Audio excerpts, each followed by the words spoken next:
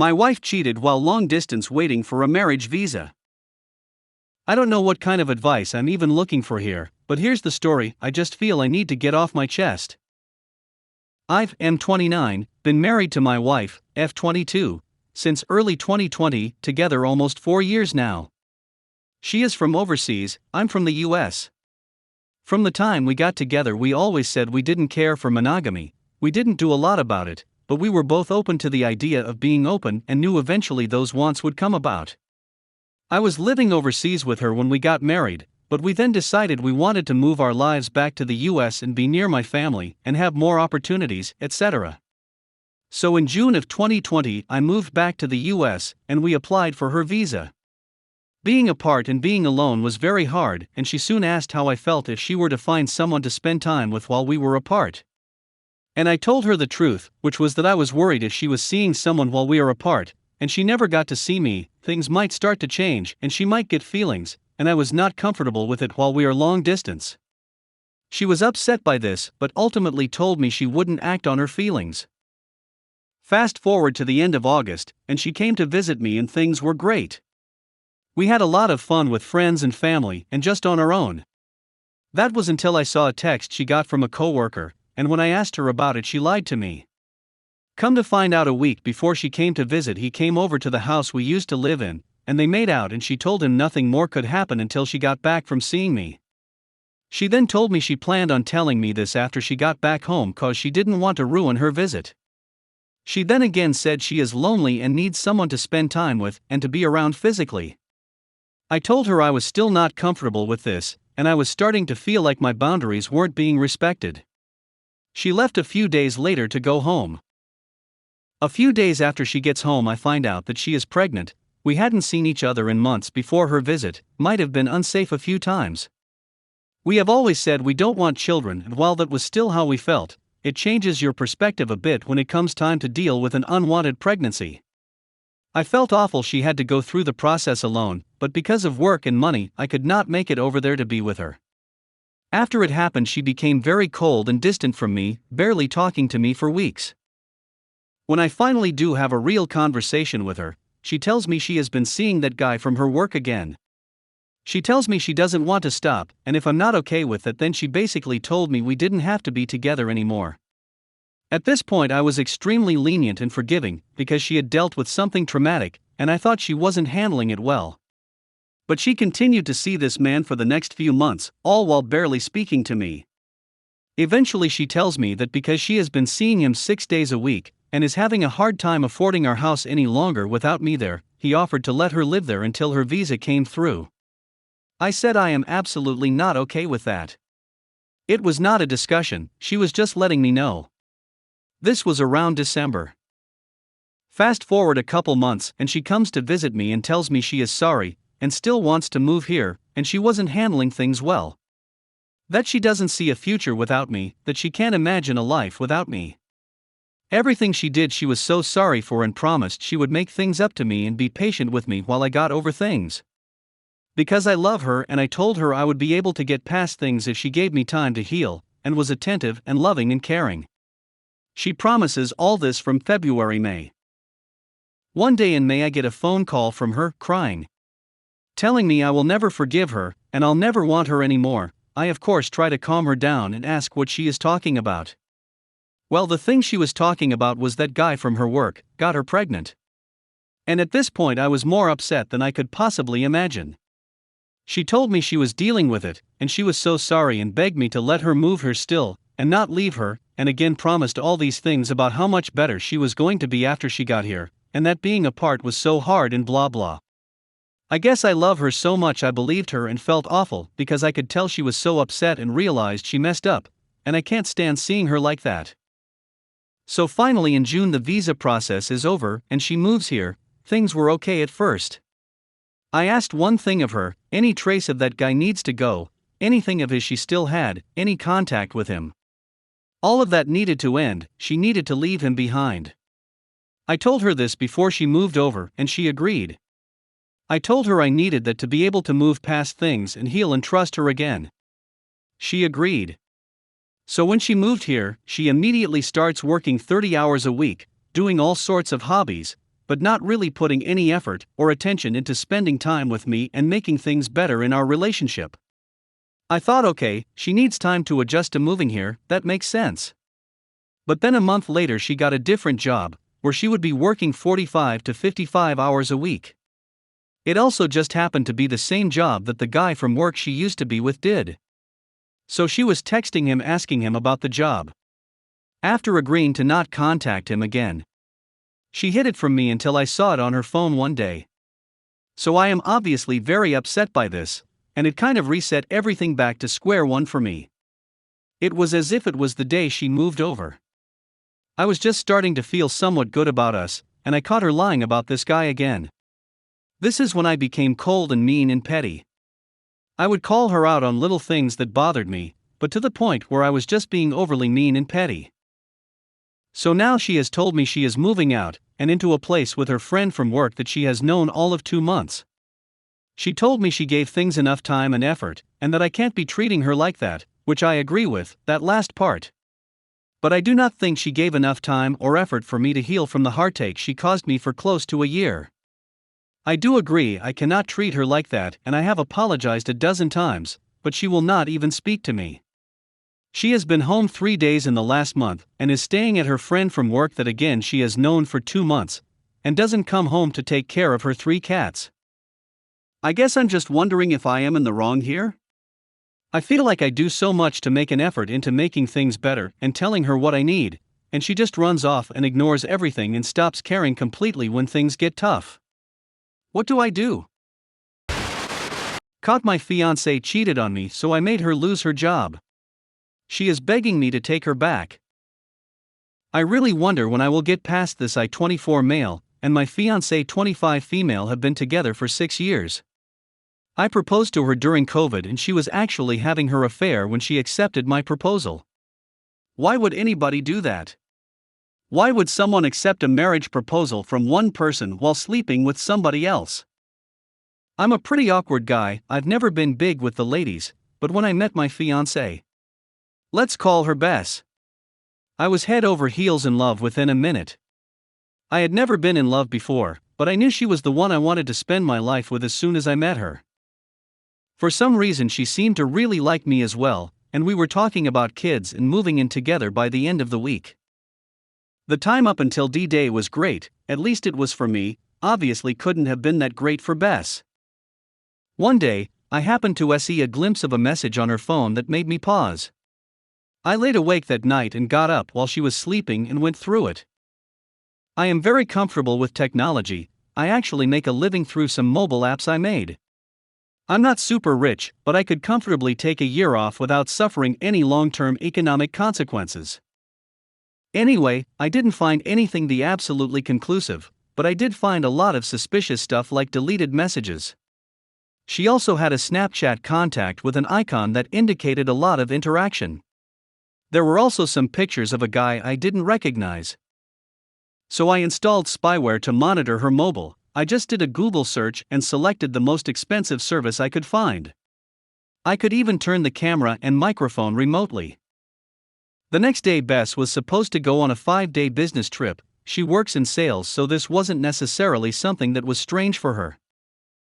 But as soon as she was out the door the messages started going back and forth.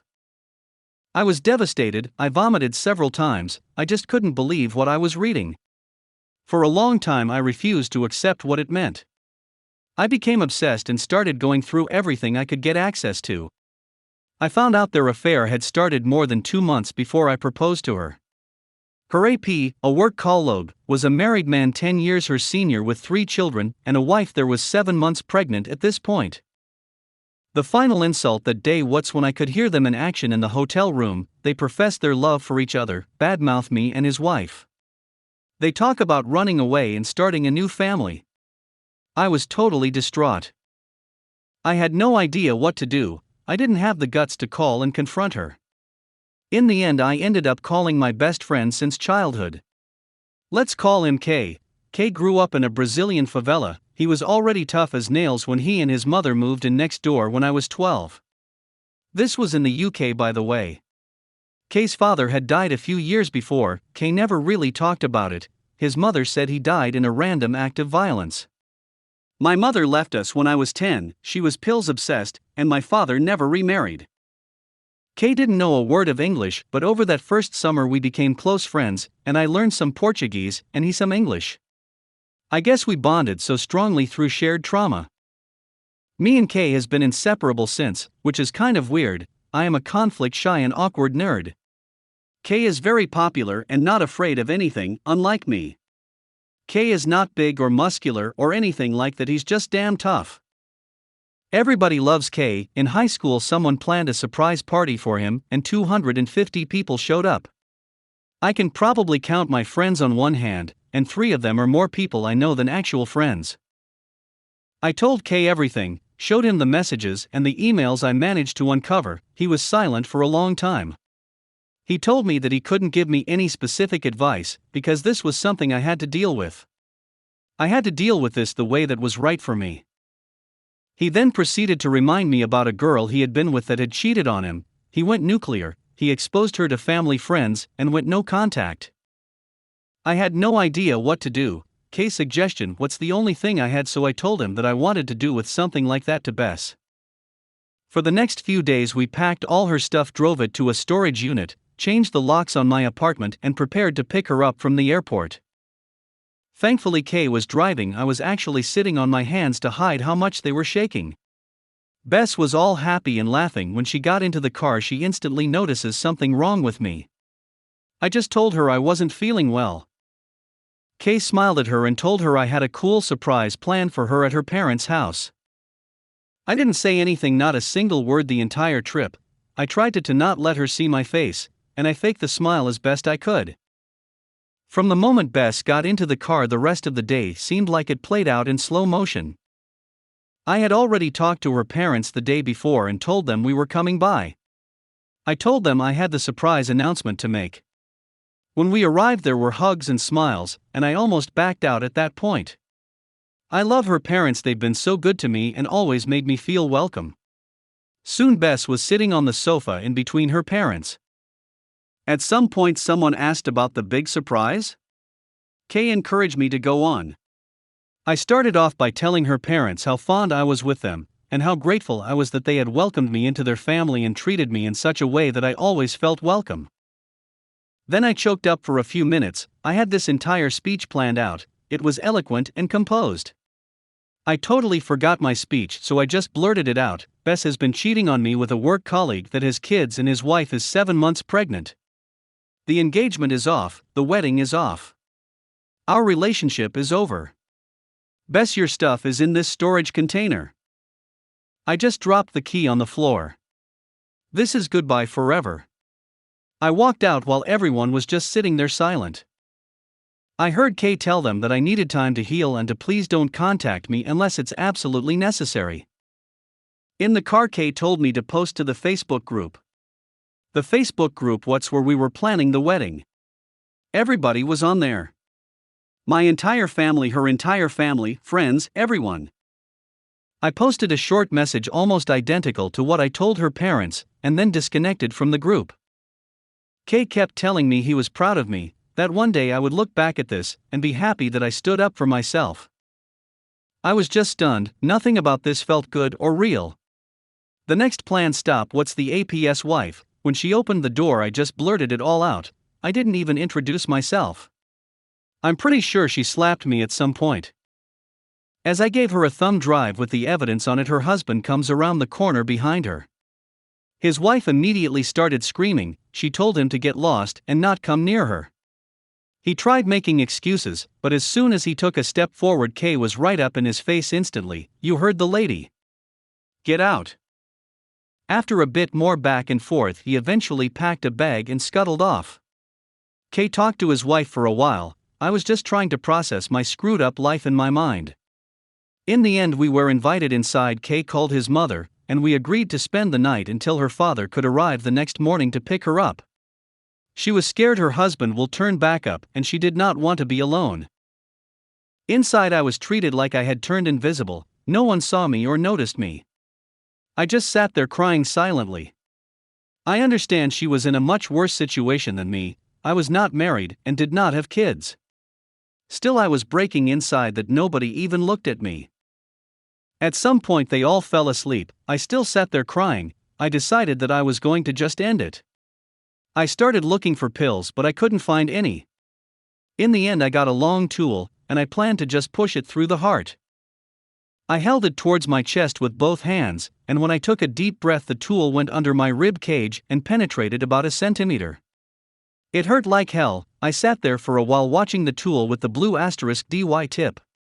I have no idea how long I stood there. In the end I left the tool on the table, and went back to my chair. There I sat crying for the rest of the night. I just couldn't get my head around what's happening. Her father arrived 5:30 in the morning. I opened the door to let him in. I was covered in blat.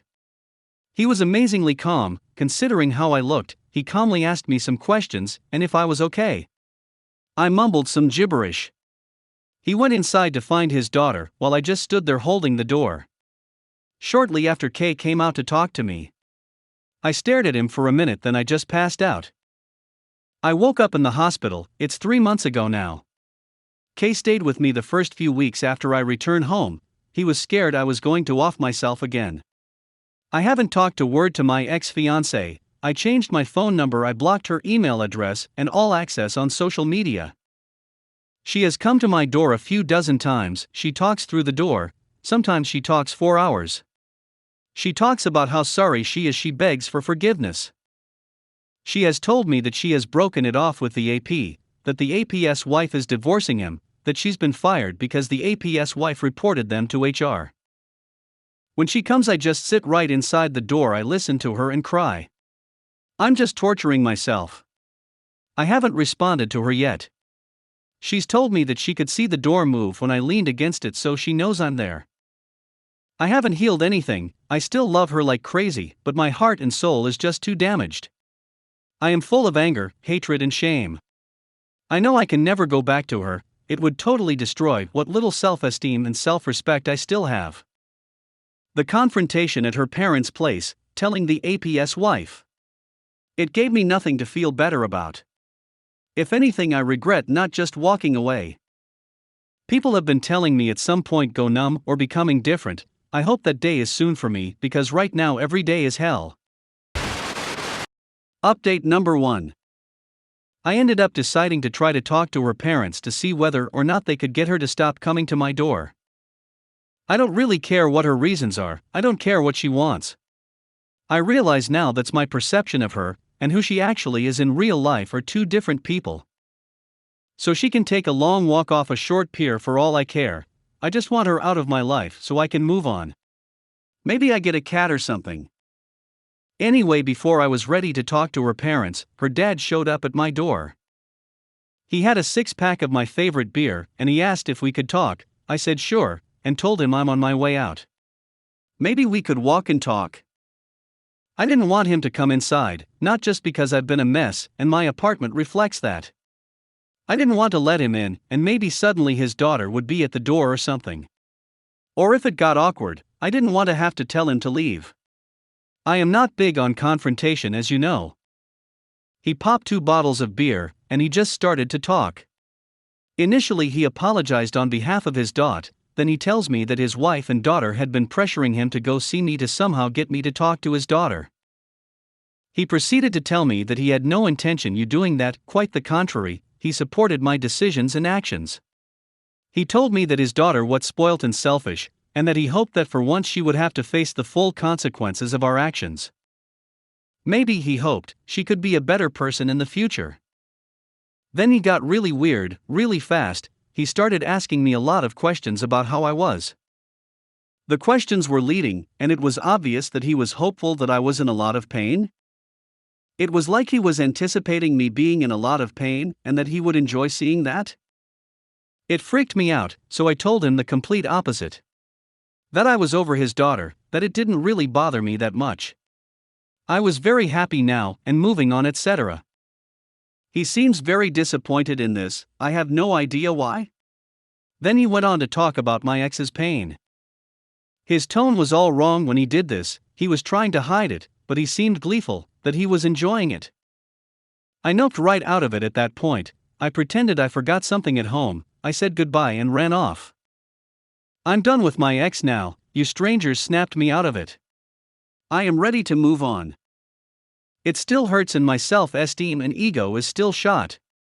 But I am done, I am ready to move on. A lot of you were right, I think. I dodged a bullet, not just with her, but probably with the rest of her family as well. What kind of father is gleeful of his child's suffering? Update number 2. After the feedback on my last post, I realized that maybe I misread the situation with her father. He has always been great to me, and I have a lot of respect for him. I decided to give him a call and just talk to him. You guys were right, his leading questions to me was because he was trying to find out if there was any chance of me going back to his daughter. He said he was hopeful for that, and that I was good for her. Even though he said she didn't deserve me. That made me feel really good about myself for a while, that he recognized that. The reason he was smiling when he talked about his daughter was the culmination of a lifelong argument with his wife about her parenting style. He had told her so many times over the years that letting her daughter get away with things, spoiling her, not giving her discipline, etc. This would have severe negative consequences in the future. His biggest regret with his daughter was letting his wife overrule him on this. He was smiling and being gleeful in anticipation of telling his wife he was right. I asked him if everything was okay between us, and there was no problems at all. But he jokingly said, maybe it was time for him to get a divorce. Apparently the confrontation between him and his wife and daughter didn't go that well after meeting me. But this time he told me he wasn't going to back down. This seemed to be a fight that had been a long time coming for him. As for Kay, he has been great, as he always is. He has been supporting me and encouraging me all along. Now that I am out of it, I realize how right he was, that one day I would be proud of what I had done. I stood up for myself, something I usually never do, and I feel awesome from it. 100% will do again in the future when necessary. My ex showed up again at my door, and I actually talked to her this time. She begged me to let her in so we could talk.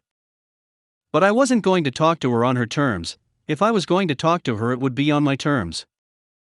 I told her okay, but I had some things to do, and that I would meet her at a local park in half an hour. I didn't want her inside in my mess. And as some of you pointed out, maybe she could make some accusations or something if I met her alone. Strangely enough, I wasn't nervous, felt kinda good actually. For once in my life I felt pretty sure of myself. Anyways, I went to the park, she was there crying. I sat down, we had some meaningless small talk. She tried to interrogate me about what me and her father talked about. I told her that was private between me and him and frankly, none of her business. I was starting to get bored, so I asked her what she wanted to talk about. She then went into this hour-long tirade about how sorry she was, she loved me so much, how wrong it was, how she hurt me, yada yada. She begged for me to consider reconciling. She would do anything. I told her I forgive her because I don't want to carry that anger, hate and hurt anymore. But no. Getting back together? That is never going to happen. People who love other people don't do what she did to me. Her actions proved beyond any doubt that she is not a nice person. Nice people don't do what she did. I can never trust her again. I told her I want to live my life with a nice person that I can trust, a person that appreciates and loves me. And due to her actions, she is no longer a viable candidate for that role in my life. She cried hysterically. I sat there and watched. It was strange. I have never felt that detached from anybody. I actually felt upset about how little I cared. This indifference isn't me. I can't remember any other time, at least. I called her dad to come get her. I told her that I hoped she would get some counseling and fix herself. Something was obviously broken inside of her. I tried to encourage her that she would get through this, but she didn't really want to hear any of that. Her dad came. I explained the situation to him. I told her I wish her all the best and good luck. Then I got an Uber, went to the local animal shelter, and adopted a kitten. I named the kitten Shiny. Kay joked that he was blinded by my new shiny spine. So kitten's name is Shiny to always remind me to stand up for myself. I am happy I managed to take the high road and just be honest with her without yelling or calling her names.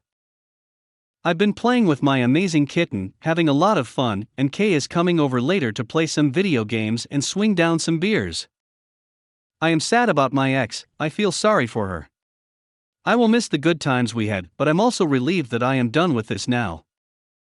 I received some hard, uncomfortable truths from some of you, but it was what I needed to hear.